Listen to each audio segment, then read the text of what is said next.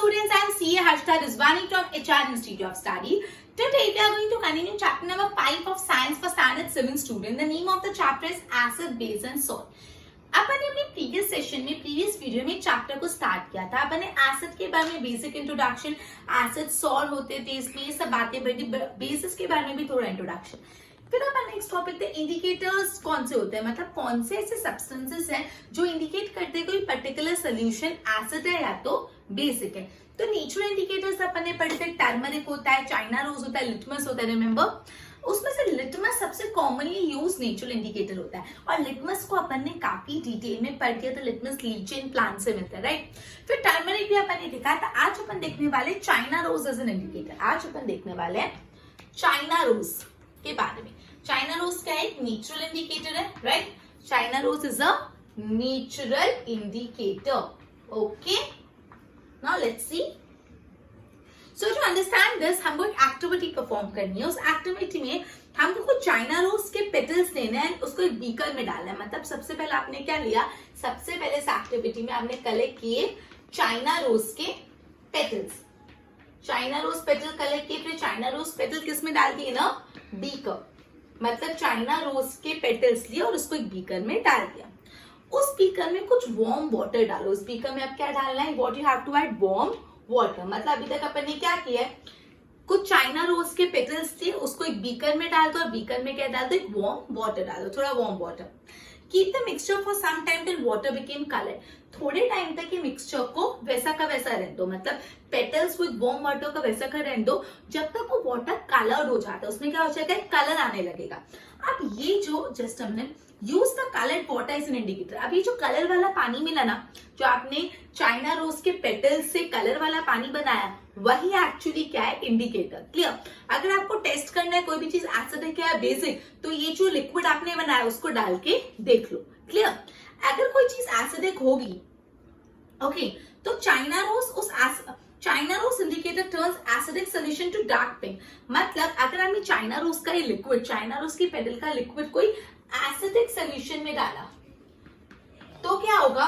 वो acidic solution dark pink colour का हो जाएगा। कैसे कलर का हो जाएगा? Dark pink, that is magenta colour का हो जाएगा। मतलब कोई एसिडिक सॉल्यूशन है और आपने मतलब आपको नहीं पता वो एसिडिक है कि नहीं, ठीक है। आपने उसमें ये चाइना रोज के पेटल्स वाला लिक्विड डाला, तो वो एसिडिक सोल्यूशन, वो सोल्यूशन डार्क पिंक कलर का हो गया, मजेंटा कलर का। इससे क्या पता चला कि वो सोल्यूशन एसिडिक होगा? क्योंकि जब आप China rose as an indicator को एसिडिक सोल्यूशन में डालोगे तो वो कैसा हो जाएगा? वो dark pink, that is magenta colour का हो जाएगा। क्लियर? अब इसको जब आप बेसिक सोल्यूशन में डालोगे तो क्या हो जाएगा? बेसिक सोल्यूशन में डालोगे तो वो हो जाएगा ग्रीन कलर का। क्लियर? वो कैसा हो जाएगा? ग्रीन कलर का। मतलब क्या बोला है? China rose is an indicator. तो students here attention, China rose को हम as an indicator, as a natural indicator to test whether solution is acidic और बेसिक कैसे यूज कर सकते हैं। तो उससे पहले चाइना रोज का एक लिक्विड बनाना पड़ेगा। कैसे? एक बीकर में चाइना रोज के पत्ते लो और उसमें वार्म वाटर डाल दो और थोड़े टाइम तक वो चीज वैसी की वैसी छोड़ दो जब तक कि पूरा का पूरा पानी कलरफुल हो जाता है। ये पूरा का पूरा पानी क्या हो जाएगा? कलरफुल हो जाएगा। अभी जो लिक्विड वाटर है, जो कलरफुल वाटर है, वो इंडिकेटर बन जाएगा, नेचुरल इंडिकेटर बन जाएगा। अब आपको टेस्ट करना है कि कोई सोल्यूशन एसिडिक है कि बेसिक, तो आप उसमें चाइना रोज के पेटल वाला लिक्विड को डाल के देखो। अगर वो सोल्यूशन मजेंटा कलर का हो गया, डार्क पिंक कलर का, तो वो सोल्यूशन कैसा होगा? एसिडिक। और वो अगर सोल्यूशन ग्रीन कलर का होगा तो वो सोल्यूशन कैसा होगा? बेसिक। क्लियर हुआ इतना? ये अपन ने China rose as an indicator, natural indicator पढ़ा। ओके स्टूडेंट्स, अभी पॉइंट में थोड़ा मैंने स्किप हो गया था टर्मरिक वाले में, वो मैं अभी वापस करवा देती हूँ। आपने ये चीज नोट की, अगर व्हाइट कलर की शर्ट पे हल्दी का निशान लग जाता है, व्हाइट कलर की शर्ट पे अगर हल्दी का निशान लग जाता है, तो अगर आप उसको साबुन से घसोगे तो वो लाल कलर का हो जाता है। वन मोर टाइम स्टूडेंट, हल्दी का निशान लग गया तो हल्दी के निशान को रब कर देने के लिए साबुन घसा। साबुन को अगर आप घसोगे, साबुन को यूज करोगे टर्मरिक पे, हल्दी के निशान पे, तो वो हल्दी का निशान जाएगा नहीं, कैसा हो जाएगा? और लाल कलर का हो जाएगा। क्यों? क्योंकि ये जो टर्मरिक है, जो हल्दी है, वो इंडिकेटर ऑफ वो एक नेचुरल इंडिकेटर है। ये जो हल्दी है, टर्मरिक के बारे में पढ़े, वो नेचुरल इंडिकेटर है। अब ये जो सोप है ना, सोप, ये जो साबुन आप यूज कर रहे हो स्टूडेंट्स, मैंने लास्ट लेक्चर में बताया था सोप कैसा होता है? बेसिक होता है। कैसा होता है? बेसिक। तो जब ये सोप में टर्मरिक मिल रहा है, मतलब ये टर्मरिक क्या है, ये टर्मरिक तो इंडिकेटर है ना, तो वो कन्वर्ट हो जा रहा है रेड कलर में। मतलब जब भी टर्मरिक डालने के बाद कोई चीज रेड कलर में हो जाती है तो वो चीज क्या है, बेस है। तो यहाँ पे बोला है जो व्हाइट शर्ट में हल्दी लग गई हो और उसको साबुन से वॉश करते हैं, सोप से वॉश करते हैं, तो वो रेड हो जाती है। वो क्यों रेड होती है स्टूडेंट्स, मैंने आपको बताया, क्योंकि जो टर्मरिक है, जो हल्दी है, वो इंडिकेटर है, नेचुरल इंडिकेटर है। जब उस पर आपने सोप लगाया तो सोप क्या होता है, बेसिक, मतलब ये बेसिक सब्सटेंस पे जब इंडिकेटर गया तो वो बेसिक सब्सटेंस वो कैसा हो गया, दोनों का कलर रेड हो गया। इससे इंडिकेट हुआ कि सोप क्या है, बेसिक इन नेचर। क्लियर, ये थोड़ा रह गया था। जस्ट अ मिनट स्टूडेंट्स, अब है ना अपन पढ़ने वाले न्यू कंसेप्ट के बारे में, that is acid rain. New concept तो नहीं बोल सकते, आप सबने इसके बारे में काफी सुना होगा प्रीवियस स्टैंडर्ड में। एसिड रेन क्या होता है? Okay, let's see acid rain क्या होता है। Just a minute. The rain became acidic because of carbon dioxide, sulfur dioxide, nitrogen dioxide, which are released into the air as a pollutant. अब क्या हो रहा है, जब रेन फॉल हो रही है तो एनवायरमेंट में कार्बन डाइऑक्साइड गैस होती है, नाइट्रोजन डाइऑक्साइड गैस होती है, सल्फर डाइऑक्साइड गैस होती है। ये गैस को क्या माना जाता है, ये गैस को बहुत हार्मफुल माना जाता है, नुकसानमंद, हार्मफुल माना जाता है। जब ये हार्मफुल गैस रेन के ड्रॉप्स में डिसॉल्व हो जाती है तो वो क्या बन जाते हैं, carbonic acid, sulphuric acid, nitric acid, और ये इस तरह से एसिड रेन होता है। एसिड रेन, ओके, तो सिंपल रेन फॉर्म हो रही है, देखो सिंपल रेन गिर रही है। अब ये जो एनवायरमेंट है ना, उसमें क्या है, उसमें है carbon dioxide, nitrogen dioxide, sulphur dioxide. Clear, just a minute. Air में कौन कौन सी हार्मफुल गैसेस है, एयर में कौन कौन सी हार्मफुल गैसेस है, तो देखो carbon dioxide, then nitrogen dioxide, sulphur dioxide. अब ये गैसेस आती कहां से एनवायरमेंट में, जो व्हीकल से पॉल्यूटेंट, व्हीकल से धुआं निकलता है और अलग अलग फैक्ट्रीज जो होती है वो जो धुआं छोड़ती है, धुआं निकालती है, वो स्मोक से, वो फ्यूम से क्या है, हार्मफुल गैसेस निकलती है। ये हार्मफुल गैसेस जब रेन ड्रॉप के साथ मिक्स होती है, जब ये गैसेस ये हार्मफुल गैसेस रेन ड्रॉप के साथ मिक्स होती है तो क्या बन जाता है, कार्बन डाइऑक्साइड और रेन ड्रॉप मिलकर बनता है carbonic acid, nitrogen dioxide rain drop के साथ मिलकर nitric acid, sulphur dioxide sulphuric acid. ठीक है, तो ये एसिड बन जाती है, मतलब पानी में एसिड आ गया।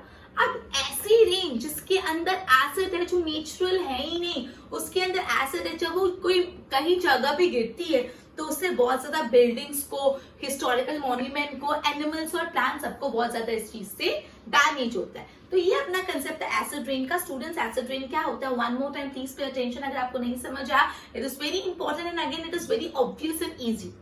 तो जब रेनफॉल हो रही है, सिंपली रेनफॉल हो रही है तो वो एनवायरमेंट के कांटेक्ट में आएगी और एनवायरमेंट में बहुत सारी हार्मफुल गैसेस है, जैसे carbon dioxide, nitrogen dioxide, sulphur dioxide. ये गैसेस एनवायरमेंट में आई कैसे, ये गैसेस एटमॉस्फेयर में आई कैसे, तो बेसिकली जो व्हीकल्स है वो धुआं निकालती है, व्हीकल्स जो फ्यूम्स निकालती है उससे आई, फिर जो फैक्ट्रीज हार्मफुल गैसेस निकालती है उससे। अब ये हार्मफुल गैसेस जब रेन वाटर में डिसॉल्व हो जाती है, ये खराब गैसेस या हार्मफुल गैसेस जब पानी के ड्रॉप्स में, रेन वाटर में डिसॉल्व हो जाती है तो अलग अलग एसिड बनते हैं, जैसे carbonic acid, sulphuric acid, nitric acid. और ये एसिड वाला पानी जब बिल्डिंग, प्लांट, एनिमल पे गिरता है तो उनको बहुत ज्यादा नुकसान होता है। ऑब्वियसली पानी में एसिड डाल देंगे तो कितना खराब हो जाएगा। क्लियर, तो ये था एसिड रेन का कंसेप्ट। क्लियर, फिर एक ऐसा यहाँ पे लिखा है, great care should be taken while handling laboratory acid and bases because they are corrosive in nature, irritating and harmful to skin. Okay, अब हमें नेक्स्ट कंसेप्ट पढ़ने वाले न्यूट्रलाइजेशन के बारे में।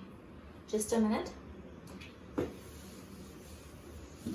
अपना जो नेक्स्ट टॉपिक है वो है अबाउट न्यूट्रलाइजेशन। क्या होता है न्यूट्रलाइजेशन? चलो, अगर आपने कंटेंट नहीं पढ़े तो भाई न्यूट्रल मतलब क्या होता है? न्यूट्रल मतलब इफेक्ट नलिफाई हो जाना। न्यूट्रल मतलब इफेक्ट नलिफाई हो जाना। देखो, वी हैव लर्न कि acid turn blue red, blue litmus red. अपन को इतना पता है एसिड क्या करता है, वो ब्लू कलर के लिटमस को रेड में कन्वर्ट करता है, और बेस क्या करता है, बेसिस क्या करते हैं, वो रेड लिटमस पेपर को कन्वर्ट कर लेते हैं ब्लू लिटमस पेपर में। एसिड क्या करते हैं, ब्लू लिटमस पेपर को रेड में करते हैं, और बेसिस क्या करते हैं, रेड लिटमस पेपर को ब्लू में कन्वर्ट कर लेते हैं। Let us see what happens when acid is mixed with base. अब क्या करना है, एसिड और बेस को मिक्स कर दो। एसिड प्लस बेस ये दोनों जब मिक्स हो जाते हैं तो क्या होता है वो अपन यहाँ पढ़ेंगे। तो we are going to use an indicator you have not used so far, it is called phenolphthalein. अपन एक इंडिकेटर को पढ़ने वाले, जो मतलब यूज करने वाले, वो इंडिकेटर है पेनोप्टिलिन। अब ये इंडिकेटर नेचुरल इंडिकेटर नहीं है, जो टर्मेरिक पढ़ा था, चाइना रोज पढ़ा, अपन ने लिटमस पढ़ा, वो सब कैसे इंडिकेटर है, नेचुरल इंडिकेटर, नेचर से मिलते हैं। लेकिन ये कैसा इंडिकेटर है, ये आर्टिफिशियल इंडिकेटर है जो लेबोरेटरी में बनाया जाता है। इसको भी हम यूज करेंगे सैक्टोबिटी। लेट्स सी क्या बोला है, फिर 1/4 of the test tube with dilute hydrochloric acid। आपने टेस्ट ट्यूब में 1/4 हिस्सा डाइल्यूट हाइड्रोक्लोरिक एसिड का डाल दिया। Note down is colour. अब बोलो डाइल्यूट हाइड्रोक्लोरिक एसिड है, उसका कलर नोट करो। Note down the colour of phenolphthalein solution also. फिर पेनोप्टिलिन सोल्यूशन का क्या कलर है वो भी देखो। फिर 2-3 ड्रॉप ये पेनोप्टिलिन जो इंडिकेटर है उसको एसिड में डालो। मतलब क्या लिया, एक टेस्ट ट्यूब में 1/4 हाइड्रोक्लोरिक एसिड ली और दूसरी साइड अपने पास पेनोप्टिलिन सोल्यूशन है जो एक इंडिकेटर है। आप ये नोट करो कि वो एसिड का पहले क्या कलर था और पेनोप्टिलिन डालने के बाद क्या हो गया। Now shake the test tube gently, do you observe any change. Acid add the acidic solution a drop of sodium hydroxide solution by a dropper। अब ये जो आपका एसिडिक सोल्यूशन है उसमें ड्रॉपर से धीरे धीरे सोडियम हाइड्रोक्साइड डालो। सोडियम हाइड्रोक्साइड क्या है, बेस है। सोडियम हाइड्रोक्साइड क्या है, बेस है। मतलब एसिड में अपन ने क्या डाला, बेस डाला। Stir the test tube gently. Is there any change in the color of solution? Continue adding the sodium chloride drop by drop while stirring till the pink color just appears. Now add 1 more drop of dilute hydrochloric acid. What do you observe? The solution again became colorless. Add 1 drop of sodium hydroxide solution. Is there any change in color? The solution again became pink.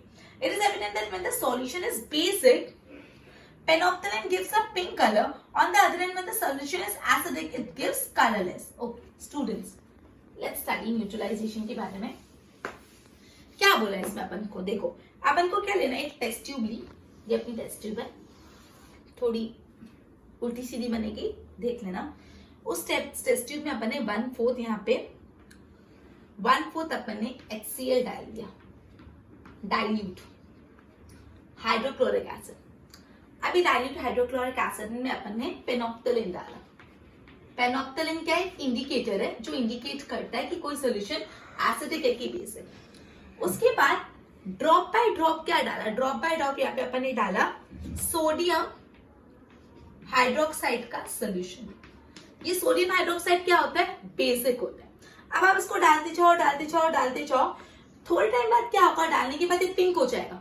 मतलब sodium hydroxide आप डालते गए डालते गए डालते गए तो वो क्या हो गया, पिंक।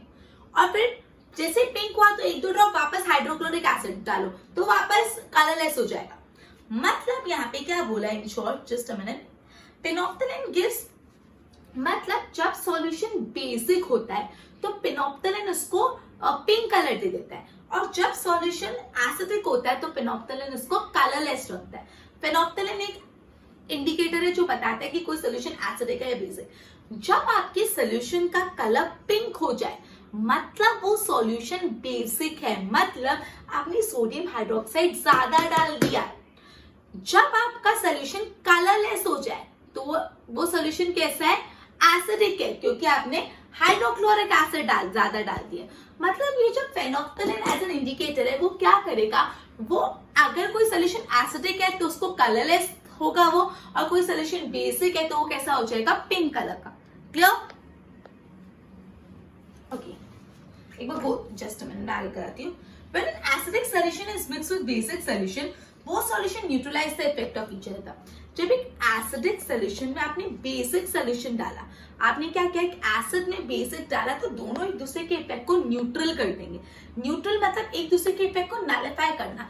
एसिड और बेस दोनों उल्टा है, लेकिन एसिड में जब बेस डलता है तो बेस क्या करेगा, एसिड का इफेक्ट हटा देगा, और एसिड क्या करेगा, बेस का इफेक्ट हटा देगा। क्लियर? दोनों एक दूसरे के असर को न्यूट्रल कर देंगे, हटा देंगे। Okay, when an acid solution and a base solution are mixed in a suitable amount, both the acidic nature of acid and the basic nature of acid destroyed. Resulting solution is neither acidic nor basic. मतलब जब आपने acid और basic, acidic solution और basic solution को एक proper proportion में mix करोगे तो जो एसिडिक सोल्यूशन है वो बेसिक सोल्यूशन का इफेक्ट हटा देगा और बेसिक क्या करेगा, एसिडिक का हटा देगा और अल्टीमेटली दोनों ना वो सोल्यूशन जो मिक्स सोल्यूशन है ना वो एसिडिक होगा ना basic.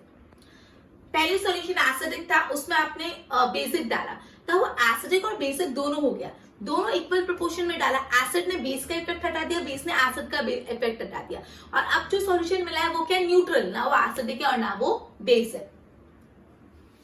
In neutralize reaction the heat is always produce और इवॉल्व, ये बहुत इंपॉर्टेंट है, ये जब भी न्यूट्रलाइजेशन रिएक्शन होता है, ये जब भी न्यूट्रलाइजेशन रिएक्शन होता है, न्यूट्रलाइजेशन रिएक्शन मतलब एसिड प्लस बेस का रिएक्शन जहां दोनों एक दूसरे के इफेक्ट को नलिफाई कर लेते हैं, हमेशा हीट क्या प्रोड्यूस होती है, sorry just a minute, heat या प्रोड्यूस होती है या इवॉल्व होती है, इवॉल्व, या हीट प्रोड्यूस होगी रिएक्शन में या तो हीट इवॉल्व होगी। Clear? The evolved heat raises the temperature of the reaction mixture. In neutralization reaction, जब भी neutralization reaction होता है, जब भी एसिड और बेस को मिक्स करोगे तब हमेशा एक न्यू सब्सटेंस बनता है, तब हमेशा क्या बनता है, न्यू सब्सटेंस बनता है, वो न्यू सब्सटेंस को सॉल्ट बोला जाता है। क्या बोला जाता है? सॉल्ट। सॉल्ट में भी ये जो सॉल्ट बना वो एसिडिक भी हो सकता है, वो बेसिक भी हो सकता है, वो न्यूट्रल भी हो सकता है। Thus neutralization can be defined as follow। मतलब क्या बोला इन शॉर्ट, अभी तक अपन ने क्या पढ़ा, अगर आप एसिड और बेस को मिक्स कर रहे हो, क्लियर, अब आपने ना एसिड से फॉर एग्जांपल ज्यादा डाला और बेस कम डाला है, तब का सोल्यूशन ओवरऑल कैसा होगा? अगर एसिड ज्यादा डाला और बेस कम डाला है तो ओवरऑल सोल्यूशन कैसा होगा? एसिडिक होगा ना। अगर एसिड ज्यादा और बेस कम है तो ओवरऑल सोल्यूशन कैसा होगा? एसिडिक होगा, राइट। अब आपको टेस्ट करना है कि ये सोल्यूशन एसिडिक है कि बेसिक। इसमें पेनोप्टिलिन के ड्रॉप्स डालो, पेनोप्टिलिन एक आर्टिफिशियल इंडिकेटर है। अब अगर पेनोप्टिलिन के ड्रॉप डालने के बाद वो कलरलेस हो जाता है, मतलब एसिड ज्यादा है, मतलब सोल्यूशन एसिडिक है, और अगर वो पिंक कलर का हो जाता है तो सोल्यूशन बेसिक है। मतलब पेनोप्टिलिन एसिड को इंडिकेट करने के लिए उसको कलरलेस बताएगा और बेस को इंडिकेट करने के लिए उसको पिंक कलर देगा। क्लियर? उसके बाद अपन ने पढ़ा जब एसिड और बेस को मिक्स करते हैं प्रॉपर प्रपोर्शन तो एसिड बेस का इफेक्ट हटा देता है, बेस एसिड का इफेक्ट हटा देता है, तो जो रिजल्टेंट सोल्यूशन बनता है ना वो एसिडिक होता है ना वो बेसिक, इसको न्यूट्रलाइजेशन बोलते हैं। और न्यूट्रलाइजेशन रिएक्शन के टाइम ऑलवेज ऑलवेज ऑलवेज एक नया सब्सटेंस बनता है जिसको बोलते हैं सॉल्ट। क्लियर? तो डेफिनेशन बोल देखते हैं, reaction between acid and base is known as neutralization reaction. कितना simple, what is neutralization reaction? What is neutralization reaction? So it is a reaction between acid and base. Acid और base के बीच का reaction. Salt and water are produced in this process with the evolution of heat. इस process में हमेशा salt बनता है और water produce होता है और heat evolve होती है। तो students ये बहुत important है, acid plus base क्या हो रहा है? acid में जब आप base डाल रहे हो तो हमेशा एक salt बनता है और water release होता है और हमेशा क्या होता है, हीट इज इवॉल्व्ड, और ये पूरे को बोलते हैं न्यूट्रलाइजेशन रिएक्शन। क्लियर? न्यूट्रलाइजेशन क्या होता है, जब एसिड और बेस को मिक्स करें उसको न्यूट्रलाइजेशन बोलते हैं। जब भी एसिड और बेस मिक्स होता है तो एक सॉल्ट फॉर्म होता है, वाटर रिलीज होता है और हीट इवॉल्व होती है। Students clear? अब एक एग्जाम्पल देखो आपको दिया हुआ है यहाँ पे, देखो न्यूट्रलाइजेशन का एक एग्जाम्पल दिया हुआ है, देखो क्या है यहाँ पे, हाइड्रोक्लोरिक एसिड है, हाइड्रोक्लोरिक एसिड में आपने ये एसिड है, आपने बेस डाला, कौन सा बेस डाल रहे हो, सोडियम हाइड्रोक्साइड। तो क्या हो रहा है देखो, अब देखो मैं यहाँ पे लिख रही हूँ, हाइड्रोक्लोरिक एसिड का फॉर्मूला होता है HCl प्लस उसमें सोडियम हाइड्रोक्साइड बेस डाला, सोडियम हाइड्रोक्साइड का फॉर्मूला होता है NaOH। तो रिजल्टेंट क्या बनेगा, सॉल्ट बनेगा। कौन सा सॉल्ट बनेगा, हाइड्रोक्लोरिक एसिड डाला और सोडियम हाइड्रोक्साइड डाला आपने, ओके, तो बन जाएगा सोडियम क्लोराइड। कौन सा सॉल्ट बनेगा, सोडियम क्लोराइड। ये सोडियम और ये क्लोराइड, तो सोडियम क्लोराइड सॉल्ट बनेगा प्लस वाटर रिलीज होगा। सोडियम क्लोराइड मतलब Na और इसका Cl, ये Na और ये Cl, ये क्या बना सॉल्ट। और क्या रिलीज हुआ H2O वाटर। तो एक neutralization reaction student, one of the very important point over here. Neutralization reaction क्या होता है? द रिएक्शन बिटवीन एसिड और बेस। एसिड और बेस को मिक्स कर देंगे तो उस रिएक्शन को क्या बोलते हैं? Neutralization reaction. अब students listen, neutralization reaction everyday life में कैसे होता है? सबसे पहले इंडाइजेशन। इंडाइजेशन आपको पता है कभी कभी खाना डाइजेस्ट नहीं होता, अपन बोलते हैं यार बहुत एसिडिटी हो रही है, वो समझते वो क्या होता है। अपने पेट में एक एसिड होता है, वो एसिड कौन सा होता है? Hydrochloric acid. स्टूडेंट्स, अपने स्टमक में एक एसिड प्रेजेंट होता है और वो एसिड को बोला जाता है हाइड्रोक्लोरिक एसिड। तो ये 1 मार्क में पूछ सकते हैं कि स्टमक के अंदर कौन सा एसिड होता है? तो इट इज हाइड्रोक्लोरिक एसिड। अपने पेट में कौन सा एसिड होता है? Hydrochloric acid. क्लियर? ये हाइड्रोक्लोरिक एसिड जरूरी होता है अपने पेट के लिए, खाने को डाइजेस्ट करने के लिए। पर अगर ये एसिड बहुत ज्यादा प्रपोर्शन में हो जाएगा तो क्या होगा? इनडाइजेशन होगा, खाना डाइजेस्ट ही नहीं होगा। ये हाइड्रोक्लोरिक एसिड अपने पेट के लिए बहुत जरूरी, स्टमक के लिए जरूरी है खाने को डाइजेस्ट करने के लिए। लेकिन जब ये हाइड्रोक्लोरिक एसिड का प्रपोर्शन बहुत ज्यादा बढ़ जाता है तो क्या होता है? जब ये हाइड्रोक्लोरिक एसिड का प्रपोर्शन बहुत ज्यादा बढ़ जाता है तो क्या होता है? इनडाइजेशन हो जाता है, खाना डाइजेस्ट नहीं हो पाता। और कभी कभी इनडाइजेशन बहुत ज्यादा दर्द भरा हो सकता है, पेनफुल हो जाता है, मतलब जिसको हम बोलते हैं एसिडिटी हो रही है, एसिडिटी से पेट बहुत दुखता है। अब ये चीज से छुटकारा पाने के लिए, रिलीव करने के लिए क्या करते हैं? हम एक एंटा एसिड लेते हैं। एंटा एसिड मतलब जो एसिड के एसिडिटी से हम रिलीव करने के लिए कुछ क्या लेंगे? कुछ बेसिक चीज लेंगे, एंटा एसिड लेंगे। एसिड का उल्टा इफेक्ट, मतलब एसिड का उल्टा इफेक्ट कौन करेगा? बेस। तो milk of magnesium, milk of magnesium में क्या होता है? मैग्नीशियम हाइड्रोक्साइड, और मैग्नीशियम हाइड्रोक्साइड क्या होता है? बेस। ठीक है, एक neutralize the effect of excessive acid. जो अपने पेट में एक्स्ट्रा एसिड हो जाता है, बेस लेने से वो एसिड का इफेक्ट हट जाता है, न्यूट्रलाइज हो जाता है और हम ठीक हो जाते हैं वापस। Okay, neutralization reaction day to day life में कैसे होता है? अपने पेट में एसिड होता है, अपने स्टमक में एक एसिड होता है हाइड्रोक्लोरिक एसिड। ओके, ये हाइड्रोक्लोरिक एसिड बहुत जरूरी होता है for the purpose of digestion. But when the quantity of this hydrochloric acid increases in the stomach, it causes a lot of pain and indigestion. ये hydrochloric acid जब बढ़ जाता है स्टमक में तो बहुत प्रॉब्लम होती है, खाना नहीं डाइजेस्ट हो पाता एंड पेन होता है। अब एसिड बढ़ गया, एसिड को हटाने के लिए हमको क्या चाहिए? बेस चाहिए। एसिड ये बेस क्या करेगा? ये एसिड के इफेक्ट को न्यूट्रलाइज कर देगा। तो बेस क्या? Milk of magnesia. Milk of magnesia में कौन होता है? मैग्नीशियम हाइड्रोक्साइड होता है। मैग्नीशियम हाइड्रोक्साइड एक बेस है। क्लियर? Next ant bite. जब आपको एंड खा जाती है तो अपने बॉडी में कौन सा एसिड जाता है? आपको पता है, अपन ये चैप्टर स्टार्ट किया था, मैंने बताया था एंड के बाइट में कौन सा एसिड होता है? एंड के बाइट में फॉर्मिक एसिड होता है। कौन सा एसिड होता है? Formic acid. तो कभी भी एंड बाइट कर लेगी तो बॉडी में क्या चले जाएगा? फॉर्मिक एसिड चले जाएगा। अभी फॉर्मिक एसिड को हटाने के लिए वापस क्या चाहिए? बेस। एसिड को हटाने के लिए बेस ही चाहिए होता है, न्यूट्रलाइज कर देगा उसको। Okay, the effect of the acid can be neutralised bye rubbing moist baking powder. आप उसमें बेकिंग पाउडर रब करो, तो जैसे ही एसिड बॉडी में गया और बेकिंग पाउडर वहां पे रब किया तो एसिड और बेकिंग पाउडर क्या होता है? बेस। तो एसिड में बेस किया तो एसिड का इफेक्ट हट गया। ठीक है, और calamine solution which contain zinc carbonate. Clear? तो बोला है जब आपको एंड बाइट किया है, एंड बाइट करने से स्किन के अंदर फॉर्मिक एसिड चले जाता है। ये एसिड को हटाने, एसिड के इफेक्ट को न्यूट्रलाइज करने के लिए अपन को बेस चाहिए। बेस का जैसे baking powder, sorry baking soda. Baking soda में क्या होता है? सोडियम हाइड्रोजन कार्बोनेट, वो बेस है। या तो कैलामाइन सोल्यूशन, कैलामाइन सोल्यूशन में जिंक कार्बोनेट होता है। ये सब बेस है जो एसिड के इफेक्ट को न्यूट्रलाइज करते हैं। तीसरा example, soil treatment. Excessive use of chemical fertilizer makes the soil acidic. जब सॉइल में बहुत ज्यादा केमिकल फर्टिलाइजर छिड़के जाते हैं, डाले जाते हैं, तो वो सॉइल कैसे हो जाती है? एसिडिक हो जाती है, क्योंकि बहुत ज्यादा फर्टिलाइजर उसके अंदर डाल देते हैं। तो वैसी सॉइल पे प्लांट कभी भी ऐसे सॉइल पे नहीं ग्रो होते जो बहुत ज्यादा एसिडिक होते हैं, जो बहुत ज्यादा बेसिक होते हैं। अगर सॉइल बहुत ज्यादा एसिडिक होगी तो भी प्लांट नहीं ग्रो होंगे, अगर सॉइल बहुत ज्यादा बेसिक होगी तो भी प्लांट नहीं ग्रो होंगे। Clear? So when the soil is too acidic, जब सॉइल बहुत एसिडिक हो जाती है तो उसको बेस लगाया जाता है, जैसे क्विकलाइन या तो स्लेकलाइन, ये लगाया जाता है। और अगर सॉइल बहुत बेसिक हो जाती है तो उसके अंदर क्या ऐड किया जाता है? Organic matter. Organic matter acid release करता है। मतलब अगेन स्टूडेंट्स, इतना बात सुनो, एसिड अगर सॉइल बहुत ज्यादा एसिडिक है तो भी उसमें प्लांट अच्छे से नहीं ग्रो होंगे, और सॉइल बहुत ज्यादा बेसिक है तो भी उसमें प्लांट अच्छे से नहीं ग्रो होंगे। तो अगर सॉइल बहुत एसिडिक होगी बहुत ज्यादा केमिकल फर्टिलाइजर डालने के कारण, तो सॉइल में आप कुछ बेस डालो, वो बेस क्या करेगा, एसिड के इफेक्ट को नलिफाई कर लेगा। बेस क्या, जैसे क्विक लाइम वाटर, क्लियर, ये सब डालो।